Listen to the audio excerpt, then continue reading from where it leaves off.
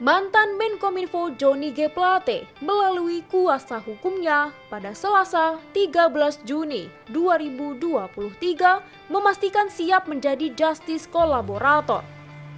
Satu hari berselang, pemberitaan di media massa diwarnai kabar adanya sinyal diperoleh Partai Nasdem perihal pertemuan antara Surya Paloh selaku Ketua Umum dengan Ketua DPP PDIP Puan Maharani. Dua isu yang seolah gayung bersambut itu tak pelak memunculkan pertanyaan di benak publik. Dua isu yang seolah gayung bersambut itu tak pelak memunculkan pertanyaan di benak publik. Asumsi pertama mengenai cairnya komunikasi memunculkan kesan PDIP berupaya merangkul semua pihak termasuk rivalnya. Seperti diketahui, hubungan antara PDIP dengan Demokrat maupun Nasdem diketahui sempat memburuk beberapa waktu lalu. Hal itu membuat goyangan kabar mengenai rencana pertemuan Puan Maharani dengan Ketum Demokrat Agus Harimurti Yudhoyono (AHY) dipertanyakan publik. Apakah niatan PDIP tersebut hanya gimik politik atau memiliki keinginan lebih untuk benar-benar mencalonkan AHY sebagai cawapres pendamping Ganjar Pranowo? Sinyal akan adanya pertemuan antara Puan Maharani dengan Surya Paloh menambah pertanyaan mengemuka atas dinamika politik yang terjadi jelang Pilpres 2024 mendatang.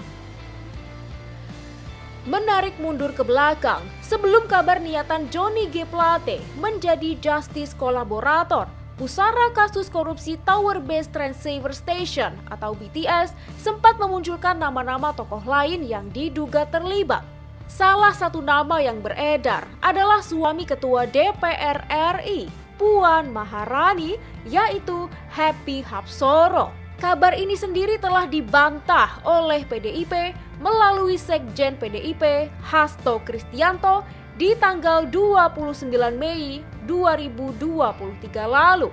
Meskipun telah dibantah, namun sinyal pertemuan Nasdem dan PDIP pasca niatan Johnny G. Plate sebagai justice kolaborator seolah mengembalikan memori bantahan PDIP hingga asumsi adanya ketakutan partai dipimpin Megawati Soekarno Putri tersebut.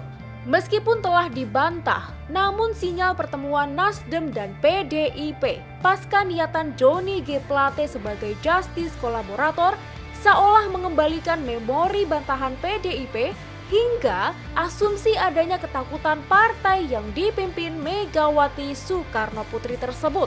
Apakah lobi bawah meja termasuk dalam proses hukum akan terjadi dalam pertemuan antara dua tokoh partai yang berseberangan dalam mengusung capres di Pilpres 2024?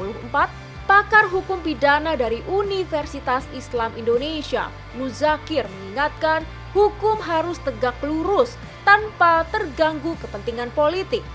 Pertemuan itu ditekankannya tak boleh membicarakan proses hukum yang melibatkan kepentingan partai. Esensi pokok dalam kasus melibatkan mantan Sekjen Nasdem ini, kata Muzakir, adalah membuka siapapun terlibat dalam tindak pidana korupsi 8,03 triliun rupiah dalam proyek BTS tersebut. Dirinya mendukung pernyataan Surya Paloh meminta ex-petinggi partainya yang kini mendekam di rutan Salemba itu untuk membongkar semua pihak yang terlibat, termasuk dugaan adanya aliran dana mengalir ke partai politik tertentu. Kalau memang benar kasus Kominfo ini mengalir ke parpol, dibuka semuanya seperti tantangan Pak Surya Paloh. Saya kira bagus sekali dibuka semuanya. Jangan ragu-ragu, tegas Muzakir kepada Forum Keadilan pada Rabu 14 Juni 2023. Secara tegas, Muzakir mengingatkan pertemuan kedua tokoh partai yang memiliki hubungan layaknya api dalam sekam itu tak boleh sama sekali membahas persoalan kasus hukum. Terlebih rumor beredar sebelumnya kasus ini menyeret nama suami Puan. Pertemuan itu seharusnya tidak boleh membahas kasusnya. Jangan bergaining kasusnya tidak boleh dibuka. Surya Paloh harus tegas bahwa itu dibuka. Buka semuanya, entah suaminya, siapa dibuka saja. Jangan ragu-ragu sebagai komitmen penegakan hukum. Tukas Muzakir. Dukungan terhadap Johnny G. Plate untuk membongkar semua pihak terlibat dalam kasus ini juga dilontarkan pakar hukum UMJ Khairul Huda. Dia menilai bergaining tak akan menolong Johnny G. Plate secara pribadi. Alih-alih berpotensi menjadi alat tawar politik, Khairul Huda mendorong Johnny G. Plate untuk membuka secara gamblang pihak-pihak terseret dalam proyek tersebut, siapapun tokohnya. Tak sepatutnya, ucap Khairul Huda, jika Johnny menanggung beban terbesar seorang diri ketika hasil korupsi yang disebut berkisar 8 triliun rupiah itu dinikmati banyak pihak. Ditambahkan Khairul Huda, faktor positif lain dalam terbongkarnya bingkai besar kasus korupsi BTS ini akan membuat publik dapat menandai sosok-sosok bermental busuk yang bermain di kancah politik. Johnny Plate itu sudah dicap oleh publik sebagai korupsi 8 triliun. Bergaining apa bisa didapat? Satu-satunya yang memperingan dia adalah buka semua. Khairul Huda memberikan pendapatnya kepada Forum Keadilan. Baik Khairul Huda dan Muzakir sependapat pengajuan Johnny G. Plate sebagai justice kolaborator merupakan hak dimilikinya, namun belum tentu disetujui. Syarat utama justice kolaborator seperti yang diketahui adalah bukan sebagai pelaku utama. Meski demikian, terlepas dari tidaknya pengajuan justice kolaborator tersebut, niatan Johnny G. Plate membongkar semua kebusukan di proyek BTS diyakini akan meringankan vonis dijatuhkan hakim.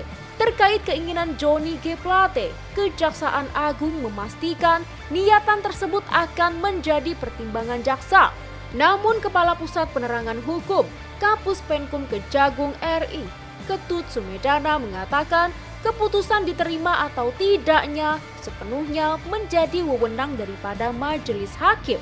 Pengamat politik Lembaga Ilmu Pengetahuan LIPI, Siti Zuhro, menilai niatan PDIP untuk berkomunikasi dengan Partai Demokrat dan Nasdem tak lepas dari keinginan untuk memenangkan kompetisi dalam Pilpres 2024 mendatang.